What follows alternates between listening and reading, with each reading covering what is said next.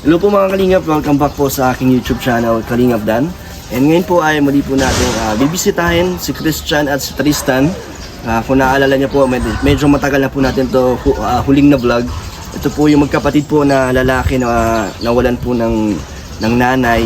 At sa ngayon po ay sila na lang po dalawang magkasama sa buhay po. At dito po sila nakatira. At kung maalala niyo po ay pinagawa natin ng pintuan nila. At kasama pa natin doon si Sir Alex Lebrada. Kaya ito po, kamustahin po natin ulit sila dahil baka kailangan po na ng tulong na pwede nating maibigay. Kaya tara po. Dala po tayong mga groceries para sa kanila. Ito po yung kapitbahay ni Joanna. As in kataping bahay lang po ito ni Joanna. Hello. Ito sila. Ayan, salamat. Siyempre, nandiyan pa rin si Kuya Gilo. So, kamusta? Sige lang po, magandang tanghali po. Magandang tanghali. Pwede pumasok? Sige po, pasok po. Ito si Christian at si Tristan. Nag-chat kasi sa akin si Christian na kailangan nyo ng tulong. Bakit? Wala bang nalalapitan na Ang pinagkakakitaan po namin ng extra po kami doon sa gabihan. Saan kayo nag-extra? Sa gabihan. Saan gabi? Paano gabihan? Dumaga po sa may Diyan sa may labas. Sa may Anong ginagawa nyo doon? nagre-repack kami. Nagre-repack kayo? Anong nire-repack nyo? Mga dry pong gabi. Gabi-gabi yan. Ay, di. Ngayon, araw-araw po. So, araw-araw. Anong oras kayo nagre-repack? Umaga ho, umaga. Umaga hanggang... Hapon. Depende po sa repacking. Paano yung pagpasok nyo sa school? Napasok po kami. Pag mga walang pasok lang po namin ginagawa. Okay. So, dalawa kayo magkapatid? Magkano ang bayad sa inyo doon kada repack? Depende po sa repack mo kung gaano kadami. Depende. So ikaw magkano ang kinikita mo doon? Na 200 po. Sa buong pag-repack mo na yun? Maghapon ho. Maghapon, 200. Ikaw din? 200 din? So, kada araw, bayaran niyo naman araw-araw? Oo. So, hindi pa rin sa kasya sa inyo magkapatid? Kasi, pinagkakasya nyo. Paano yung panggastos nyo sa school, sa iba't iba yung pangangailangan? Nakatabi din po kami ng Pero hindi pa sapat? Oo. Kamusta ba kayo magkapatid? Kayo pa rin na magkasama? Ayos lang. Ba't di pa rin umuwi ang papa nyo? O hindi kayo kinuha ng papa nyo? Hindi. Pero nakakausap niyo siya? Ay, di na din po. Di na din? So wala na talagang tumutulong o nagsusuporta sa inyo? Oo. Dalawa na lang talaga kayo? Yung mga kapitbahay nyo dito, di ba may mababait kayong mga kapitbahay dito, yung mga nag-aabot sa inyo ng tulong? Oo. Nandiyan pa rin sila na sumusuporta sa inyo. Kuya Gilo, di ba? Parang napapaluha ako sa kwento nila. Kasi nagkaroon ng sakit yung mama nyo dati, di ba? Tapos, ayun nga, binawian ng buhay. Kaya, maaga silang nawalan ng magulang. Ang papa naman nila nasa ibang lugar. Ang papa nyo ay may ibang din? Asawa ho? Asawa? Oo. May mga anak na rin siya doon? Yun lang pong hindi ko alam. Pero ngayon, gano'n na katagal di mo sila nakakausap? Taon na din ho. Taon na din. Tagal. Kamusta ka naman, Tristan? Ayos lang po. Lumaki na kayo Saan ako? Tagal kong di nakabalik eh. Ilan taon ka na? Mga 16 po sa 16 ka na. Ikaw? 14 po. Pero yung pag-aaral nyo, tuloy-tuloy naman. Oo. Hindi naman kayo tumitigil. Opo. Buti na pagsasabay nyo pa rin ang trabaho at pag-aaral. Kung wala ba kayong extra, wala kayong pera, walang pagkukunan?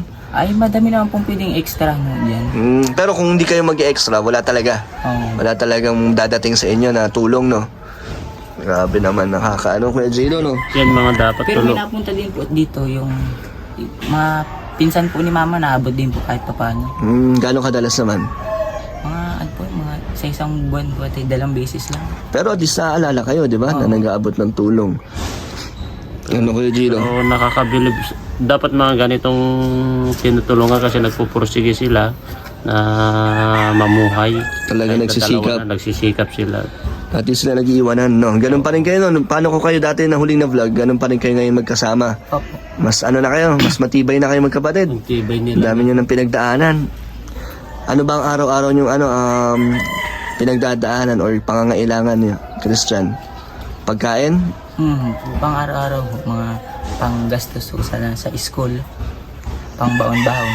So ikaw na ang parang naging tumayong kuya at tatay ni Tristan. Opo. Ginagabayan mo siya. Hindi naman matigas ulo. Di na ano. Musunod naman. Nasunod. Ikaw may ka na? May girlfriend ka na? Wala. Wala.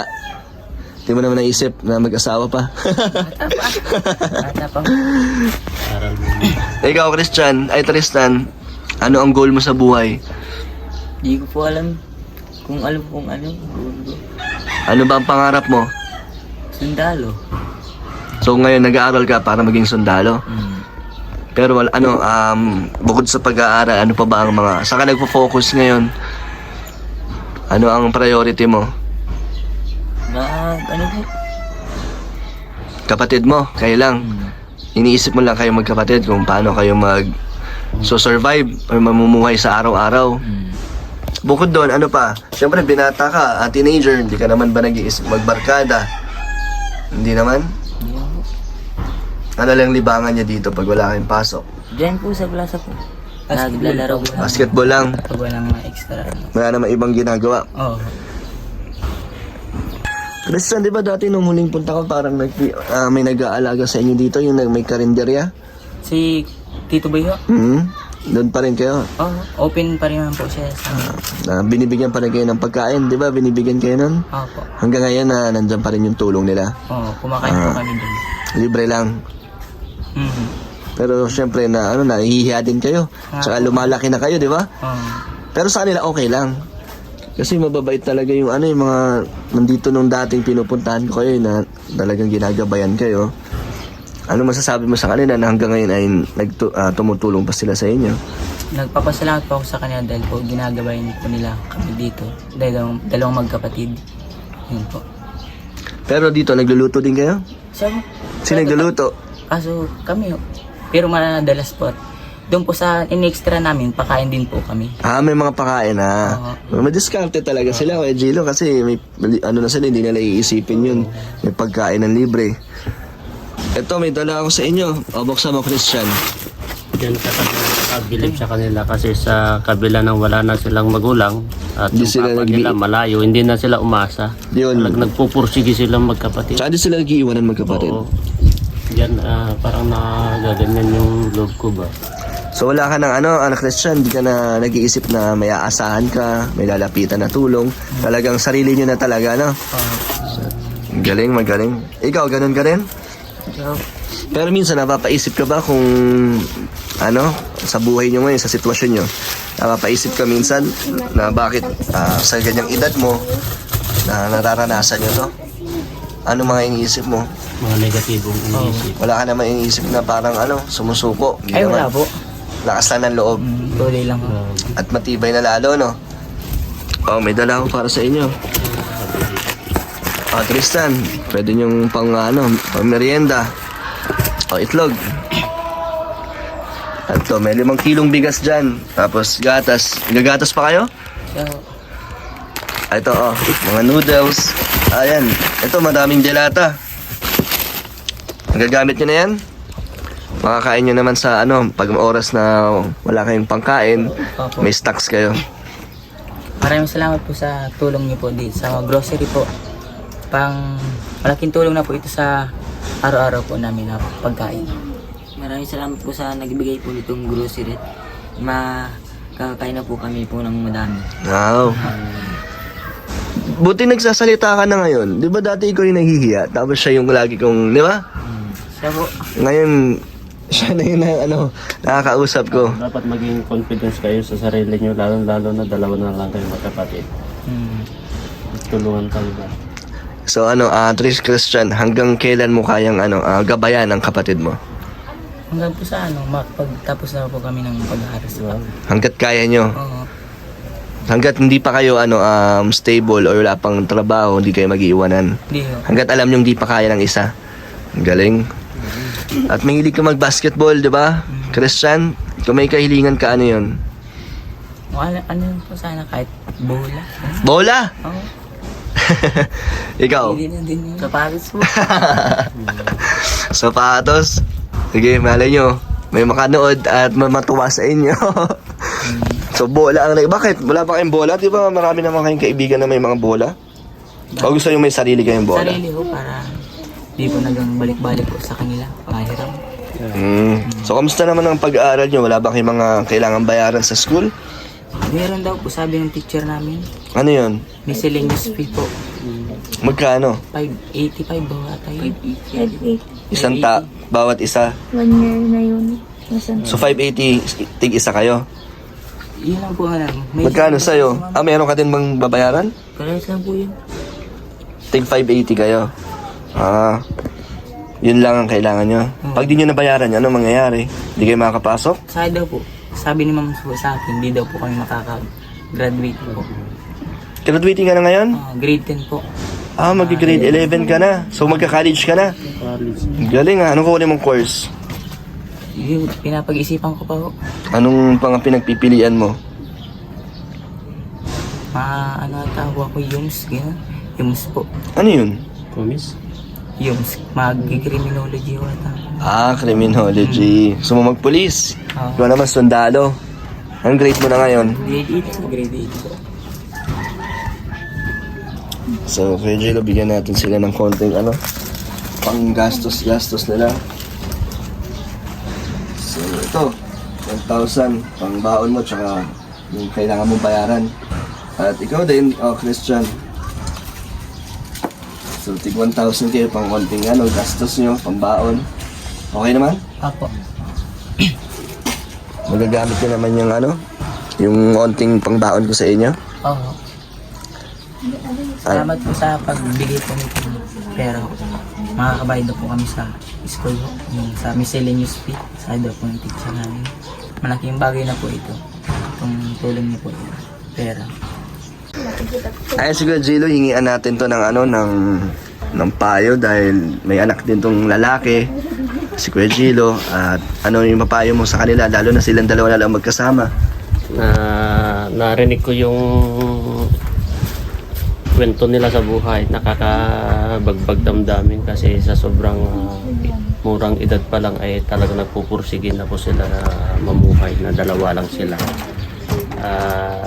Hindi po sila sumusuko at hindi po sila umaasa, talagang walang nasasayang na araw sa kanila para lang magtrabaho, para kumita. Ang advice ko lang, huwag po kayo mapanghinaan ng loob.